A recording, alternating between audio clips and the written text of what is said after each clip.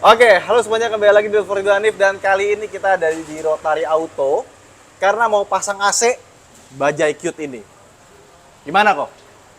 Ini mobil ini PR banget karena ini mobil 200 cc dan mesinnya itu ternyata ini mesin motor. Mesin motor. Dan problemnya lagi mobil yang dengan mesin motor seperti ini dia nggak ada yang namanya puli krek as, Ya. sehingga kita nggak bisa tarik keluar untuk kita pasangin fan belt, tarik ke alternator atau ke kompresor. Oke. Nah mesin motor biasanya ini kan cuma gear doang langsung kan. Iya. Nah akhirnya ini masih kita research untuk kita pelajarin bagaimana caranya keluarin fan belt dan kita bisa tarik pulinya keluar. Tapi sebelum itu dia sebenarnya kita mau pasang AC elektrik ya. Apa sih bedanya sih AC elektrik sama AC biasa? Sebetulnya kalau untuk AC elektrik dan AC biasa itu sebenarnya sama aja. Hanya bedanya kalau AC elektrik ini benar-benar cara kerjanya itu udah nggak lagi membebani mesin. Dia 100% itu disuplai atau jalannya AC itu dengan menggunakan listrik. Nah, sedangkan kalau AC konvensional, kompresor itu kan masih ngegandeng sama engine. Sehingga dia masih ada beban ke engine. Kalau di AC elektrik itu udah nggak ada. Dia benar-benar sudah berdiri sendiri dan ya udah jalan sendiri gitu loh. Jadi nggak ada ngaruhnya ke mesin ya? Nggak ada pengaruhnya. Nggak bikin tambah boros? Nggak. Karena nggak ada yang diputer. Nggak ada beban. Soalnya kompresor itu berat kan ya? Berat banget. Berat Ya, banget ya? berat. Oke, Berat. terus mau tanya nih kok, kalau misalkan mobil kita mau modif dari kompresor biasa ke kompresor elektrik, itu biayanya berapa sih biasanya? Contohnya mobil apa dulu nih? Misalkan yang biasa-biasa deh, Avanza gitu. Oke. Rasanya untuk ke depan belum akan ada orang yang melakukan hal itu, terkecuali memang ingin lakukan eksperimen. Oke. Karena secara AC elektrik sekarang itu lebih mahal jauh daripada AC konvensional. Oh, mahal banget. Oh, mahal banget. Jauh, mungkin Berapa tuh? harganya itu bisa di atas belasan juta kali untuk AC elektrik. Oke. Jadi masih mahal banget. Belum lagi satu, tempat penempatan di bagian engine itu harus dirubah. Contohnya seperti kayak harus ada penambahan aki. Jadi aki harus berdiri sendiri. Nggak bisa ya ikut ya? Nanti dia punya kapasitas untuk yang lain-lain ini kepake semua untuk AC. Akibatnya nanti dia punya akinya itu nggak akan cukup. Oke. Jadi dia benar-benar berdiri sendiri dan alternator dibikin sendiri. Hmm. Alternator untuk AC sendiri, alternator dan aki untuk AC sendiri. Tapi lebih berat mana? Muter alternator atau muter Kompresor. kompresor? Dong. Kompresor. Jauh? Pasti jauh. Oke. Kalau kompresor itu kan dia ada beban. Bebannya tuh lebih berat. Makanya pas kita nyalain AC tuh kayak RPM-nya turun dikit, Betul, gitu kan. betul. Karena terkompensasi sama harus muter si kompresor yang gede itu. Oke. Nah, jadi PR-nya balik lagi ke mobil ini. Mobil ini ya kita akan cari cara untuk keluarin puli dulu supaya dia bisa ditarik alternator. Nah Oke. itu setelah kita udah bisa menemukan caranya, nanti mungkin kita akan kombinasi dengan menggunakan aki litium. Oh, oke. Supaya ya memang setengah manual sih. Seperti kayak AC, seperti kayak mobil listrik gitu loh. Mobil setelah udah pemakaian sekian lama, ya mobil mau nggak mau AC-nya dicas dulu, nanti dipakai lagi gitu loh. Oh, I see. Atau enggak mungkin kita nggak usah nambah alternator, pakai aki litium aja kita cas. Kebetulan udah ngobrol dengan vendor dari litiumnya sendiri. Aki litium itu dia kuat untuk starter awal, tapi kalau untuk supply secara konsisten dia nggak kuat justru. Nggak kuat ya? Nggak kuat. Jadi dia untuk starter awalnya oke, dia kekuatannya ada di sana. Ya. Tapi kalau untuk konsisten supply terus menerus, dia kalah dengan aki normal malah. Oh, oke. Ini insight informasi baru nih. Ini informasi yang saya dapat langsung dari vendornya. Pengen lihat dong kok gimana sih bentuk AC elektrik itu? Yuk, kita Dalam lihat di ya. dalam. Jadi ini ya, modul AC-nya ya. Ya, Ini blowernya. ini untuk blowernya. Nah, sebetulnya untuk kunci di AC elektrik itu bukan pada blowernya sih. Kuncinya itu satu pada modulnya. Ini Oke, modulnya model elektrik ya. yang tersinkronisasi ke Kompresor. elektrik. Nah, kuncinya tuh sebenarnya ada di sini. Kita sudah melakukan beberapa kali eksperimen untuk modifikasi AC elektrik di berbagai macam mobil. hampir rata-rata blower, kondensor dan komponen yang lainnya yang bawaan AC elektrik itu kita nggak pakai. Nggak pakai. Nggak pakai. Tapi kalau ini nggak ada, berarti kepake dong ini ya? Bisa, jadi kalau untuk blower ini sifatnya lebih universal. Kita bisa modifikasi dengan style kita nanti. Kayak kemarin Om Ridwan ada request. Nanti dia punya blowernya taruh di bawah kolong aja ya, atau ditaruh di Iya, belakangnya. kalau ini kan bisa taruh kolong nih. Bisa. Nanti tinggal kita sesuai, itu gampang banget sih. Kita gampang, kita nggak terlalu pusing dengan posisi. Karena menurut kita untuk modifikasi itu penempatannya itu hal yang paling gampang. Gampang ya? Gampang banget. Oke, jadi kita mau bikin double blower ada di depan belakang pun juga bisa ya? Bisa banget. Tinggal ngurusin selang sama kasih Betul. lubang gitu ya? Betul. Oh, oke, gue sih kepikiran ini taruh di kolong depan atau di kolong jok. Ya boleh. Bisa lucu sih. kan? Jadi kalau nanti misalkan dipasang, ini ditaruh di dalam cabin. Ya, di dalam Ya kan? kabin. Terus kondensornya taruh depan. Di luar. Nah, kemarin kita udah mikirin juga kalau sampai nanti kita pasang AC di mobil ini, setelah kelistrikan kita sudah berhasil dari riset kita, kemungkinan nanti untuk kompresor dan untuk kondensor itu kita akan taruh di luar, Oh, di yang luar. di bagasi luar. Kita lihat ya. Di bagasi luar itu memungkinkan banget untuk taruh dua benda itu. Ini ya di sini ya. Ya. Wah, udah dicopot. Ya, ini kan sebetulnya ada covernya nih. Nah, covernya ini kita tetap pakai aja. Mungkin nanti kita akan kasih kisi-kisi di sini buat mainin fan. Yang satu kita akan taruh kondensor, kompresor di sini. Itu masih memungkinkan sekali. Dan ini masih lega loh Lega sebenarnya banget. ya. Ini lega banget. Kompresor dan kondensor kita akan taruh di sini, termasuk fan. Dan bahkan ini plastik aja masih bisa ditaruh di sini. Bisa. Bisa. Nanti plastiknya ini kita akan pasang lagi. Kemungkinan kita akan pasang lagi. Perlu tambah extra fan nggak? Harus. Harus ya. Pasti. Harus. Oke. Ya, jadi Nah, uniknya lagi untuk AC elektrik nih, AC elektrik kompresornya itu kan biasanya kalau AC konvensional kan harus taruhnya di bagian engine. Kalau AC elektrik, kompresor kita mau taruh di atas sini juga bisa. di mana aja Di ya. mana aja, mau di bawah kolong terserah deh, mau di depan kalau kita tidak memperhatikan estetika, ya dimanapun sebetulnya bisa.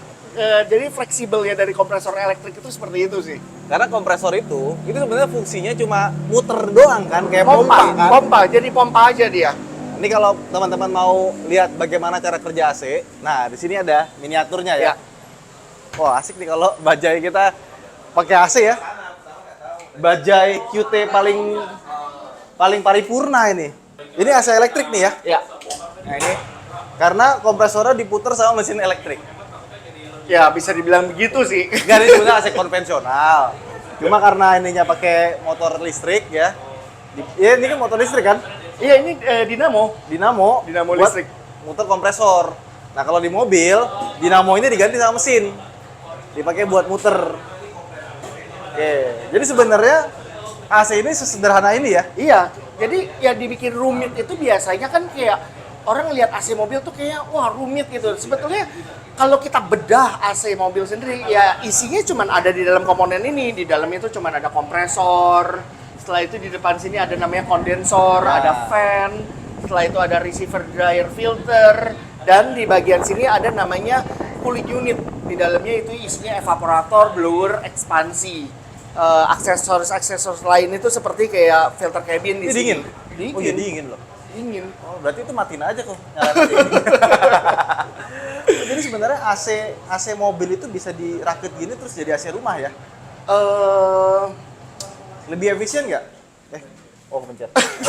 Lebih efisien nggak kita pakai begini? Enggak, karena sebetulnya kita bikin simulator ini tuh sebetulnya hanya untuk display. Kalau untuk dingin, tapi kalau untuk pemakaian jangka panjang rasanya nggak akan awet sih. Dan berisik ya? Karena ini kan di sini keluarin dingin, di sini keluarin panas yang satu. Iya sih. Jadi seperti kayak AC kondensornya harus taruh window. luar. Iya kan? Jadi sebenarnya AC itu cuma freon muter-muter doang. Betul. Freonnya muter, dibikin dingin di sini, terus dia mendinginkan sih. Ini kebuang panas ya. Panas. Jadi dingin di sini, ngebuang panas di sini, udah freon muter-muter. Nah, sama satu hal nih, bener nggak kok?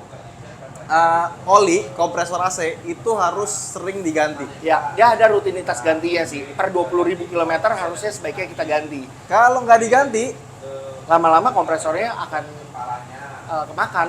kemakan ya. Jadi nggak awet gitu loh. Bukannya jadi bikin karena berat. Loh, kok mati? Ya. udah dingin. Dia ini jadi mobil ini tuh ada otomatis termostatnya. Ini udah bener-bener selayaknya AC mobil normal. Jadi kalau AC udah dingin, biasa kan kita suka rasain mobil tuh kayak cetak gitu kan. Ya, Terus ya, RPM ya, rada ya. turun. Nah, itu artinya si kompresor tuh lagi istirahat. Nanti beberapa saat kemudian dia punya cetak lagi, hidup lagi, RPM naik lagi, dia kompresor hidup lagi. Nah, ini pun kita rancang sedemikian rupa sehingga termostat daripada AC mobil ini sendiri, bukan AC mobil ya, AC kotak ini sendiri lah. AC kotak ini sendiri Fungsinya juga sama kayak mobil beneran. udah bener seperti mobil beneran. Dia kalau udah dingin, lagi mati. Dan ini mencapai suhu 8 derajat Celcius, 7 derajat bahkan. 7 derajat 7 ya. derajat Celcius, kompresornya cut. Di sini temperatur dia akan naik untuk beberapa derajat ke atas. Nanti setelah itu dia produksi dingin lagi, nanti dia turun lagi, nanti akan mati lagi. Seterusnya seperti itu. Jadi AC mobil, kulkas, dispenser, dan semua pendingin lainnya itu pendingin kompresornya atau pompa kompresor itu nggak hidup selama, misalnya kita memakai 3 jam, kompresor ya nggak hidup 3 jam. Iya. Setiap berapa menit kompresor akan istirahat. Oke. Nah, kalau misalkan freon habis tuh biasanya gara-gara apa sih? Nah, ini nih kita kaitin lagi sama orang AC rumah nih. Ini mohon maaf ya, jangan ada diskriminasi nih. Oke. Sering banget terjadi nih di AC rumah. Bahkan kita sendiri aja main AC mobil, kita nggak pernah yang namanya servis AC rumah sendiri. Kita selalu pakai jasa pihak ketiga. Oke. Karena repot lah kan kalau kita di bengkel ini kan peralatan semua udah nempel. Jadi kita selalu undang orang AC rumah untuk servis di rumah, kantor, dan dimanapun. Sering banget orang servis AC rumah itu, tukangnya itu mengatakan bahwa, Pak, ini freonnya kurang ya Pak, harus ditambah nih pada saat kita servis. Nah, padahal freon itu mau dia di AC rumah, di AC mobil, kulkas, dispenser, atau apapun pendingin, freon itu tuh cara kerjanya tuh hanya bersirkulasi aja, muter aja. Selama dia tidak ada kebocoran di salah satu sistem, maka freon itu nggak akan pernah habis. Nah, yang terjadi yang lucunya itu adalah tukang AC rumah sering banget, mereka mungkin nggak tahu background kita ini di dunia pendingin juga, itu sering banget gitu loh di rumah, Pak ini ditelepon gitu bahwa ini mesti ditambah freon. Nah, setelah kita jelaskan, berargumentasi sedikit gitu loh. Emang freon itu kurang habisnya di mana? Oh ya, memang sudah waktu yang habis. Kalau ada yang ngomong kayak gitu, tapi kalau kita bertanya lebih dalam lagi, Kibul. kita tanya lebih dalam lagi tentang cara kerjanya ini, akhirnya mereka tuh bisa mati kutu juga gitu loh. Akhirnya, oh ya udah Pak, kita sesama pemain, mohon maaf. Itu sering banget tuh yang terjadi seperti itu. Makanya saya ketika udah berlangganan sama tukang AC rumah, saya udah nggak pernah pindah lagi. Ganti lagi ya. Dia udah tahu kita, dia tahu background kita. Gimana loh? Jadi intinya adalah freon tidak mungkin habis kecuali ada kebocoran. Betul. Nah, biasanya kebocoran itu karena apa sih? Usia. Terjadi karena korosi. Jadi di AC mobil itu kan kecenderungan bahannya itu menggunakan aluminium. Nah, aluminium sendiri itu juga bisa berkarat seperti besi. Tapi kalau besi itu kan karatnya itu kuning, coklat, kecoklatan gitu kan, kemerahan. Kalau di aluminium itu keluar putih. Jadi kita sebutnya namanya korosi. Nah, korosi yang terjadi pada aluminium itu bisa terjadi tuh berkarat dan terjadi kayak bolong-bolong.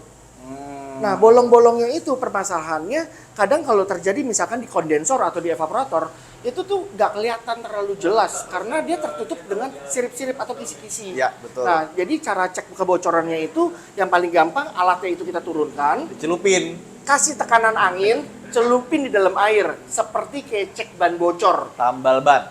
Kayak gitu. Nah, kebocoran itu akan kelihatan kayak ada gelembung udara. Apakah ada 1 titik, 2 titik, 3 titik, dan seterusnya. Seperti itu. Sama gini kok. Kan sering nih ya kita servis AC. Udah nih, betul. Nggak lama bocor lagi. Itu kenapa kok? Berarti pengecekan untuk kebocorannya itu kurang tuntas. Karena kan komponen ini kan gini banyak. Nah, kadang ada orang yang mungkin di luar sana bengkel mereka kebocoran ini, kelihatan misalkan di bagian selang, mereka perbaiki selang dong, tapi mereka tidak cek secara keseluruhannya. Jangan kalau cek keseluruhan turunin kondensor, turunin evaporator kan capek bukan? Nggak mesti kayak gitu. Jadi itu ada caranya sih. Komponen AC itu kan dia ada 70% di bagian kap mesin luar, di bagian engine, 30% di bagian dalam. Nah, kalau untuk yang 70% bagian luar itu kita bisa cek dengan cara kita lihat di bagian komponen AC-nya itu di mana yang beroli. Oke. Karena di dalam sistem AC itu selain freon yang bekerja, itu freon dan oli itu jalan bersamaan. Makanya ada dryer. Ya, ada dryer, ada komponen yang lain. Nah, ketika dia ada terjadi kebocoran di salah satu komponen, freon itu keluar, dia kan jadi gas. Udah nggak kelihatan apapun tuh. Tapi olinya itu juga akan keluar, dia akan berbekas di tempat kebocoran. Oke. Gitu. Biasanya di bahan logam dia akan berbekas. Tapi kalau terkadang dia ada kebocoran di selang, selang itu masih karet itu masih sedikit banyak ada daya serapnya. Sehingga kadang-kadang kebocoran di selang kadang-kala tuh nggak selalu berminyak. Tapi kalau kebocoran di logam itu sudah pasti beroli di komponen. Nah, jadi cara tanganinya itu adalah kita lihat dulu bagian 70% mana bagian yang beroli. Kalau udah ada satu bagian yang beroli, setelah itu yang kita perbaiki, dan bagian dalam sebaiknya itu kita cek. Karena bagian dalam yang 30% yang isi evaporator, ekspansi itu nggak kelihatan, itu kita akan bongkar. Tapi tergantung lagi mobil. Nah, disinilah jam terbang dibutuhkan. Kita menghafal setiap mobil ini kan banyak banget tipenya. Iya, benar. Mana yang tipe mobil A, dia sering kebocoran di titik B. Mana mobil B yang sering kebocoran di bagian C. Mana mobil D yang kebocoran di bagian mana. Nah, itulah yang jam terbang itu yang selama ini kita tahu gitu. Pantes waktu itu bawa mobil, paling evaporatornya bener. Udah hafal ya, penyakitnya di situ ya. Semua udah di kepala semua. Karena makanan kita ya sehari-hari itu aja gitu. Ada berapa cabang kok berarti sekarang? Saat ini kita ada 10 cabang. 10 cabang ya. Udah kayak rumah makan Padang ya. Tapi semua cabangnya di Bintaro. Enggak, cabang Rotary Bintaro, sebetulnya awalnya kita namanya Rotary Bintaro. Nah, saat ini kita sedang lagi bertransformasi menjadi namanya Rotary Auto. Oke. Nah, customer ini kan masih banyak yang tahu Rotary Bintaro, sehingga kita nggak mau terlalu agresif langsung merubah nama menjadi Rotary Auto. Kita pembukaan cabang ke-10 ini yang ada di Bintaro Veteran, kita baru merubah menjadi namanya Rotary Auto. Dengan kita ada penambahan layanan, sekarang bukan cuma AC, tapi kita ada layanan quick service untuk tune up engine. Oke. Tapi yang layanannya itu untuk yang quick ganti service, oli gitu-gitu ganti ya. oli dan pengerjaan cepat lah. Nah, nanti setelah 6 bulan atau 1 tahun kemudian, pelan-pelan kita akan rubah Rotary Bintaro ini berganti nama menjadi Rotary Auto semua ya. Oke. Ya wes kok. Jadi PR-nya adalah mencari puli ya. Iya, pulih. Buat alternator. Jadi ini kita ambil dulu mobilnya sampai nanti Rotary Bintaro, Rotary Auto menemukan cara bagaimana menggerakkan alternator. Soalnya itu alternator motor di dalam kecil gitu kan. Paling cuma buat lampu segala macem. Habis itu nanti kita akan bawa lagi. Sukses terus kok. Oke, Terima thank you. kasih banyak. Sampai jumpa di vlog berikutnya. Bye bye.